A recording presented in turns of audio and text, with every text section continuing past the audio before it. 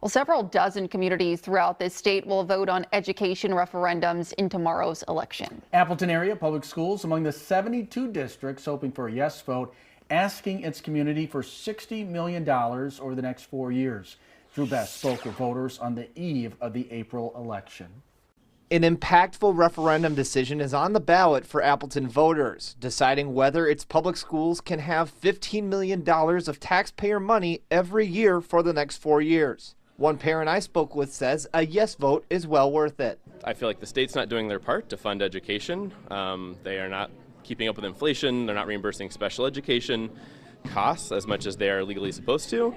And so the only option for us until they can start doing what they're supposed to is locally support our schools. A past referendum would cover the district's $13 million budget deficit, but also reel in an extra $2 million per year to pay school counselors and social workers full time. On the other hand, the district says the potential consequences of a failed referendum could be reduced programs and services, plus roughly 100 positions facing elimination. It'll impact areas like interventionists for students. It will impact paraprofessionals, certainly administrators, technology, co-curriculars. All of those areas outside of the actual classroom will be reduced. A survey conducted at the end of 2025 indicated nearly 60% of voters would approve of the referendum.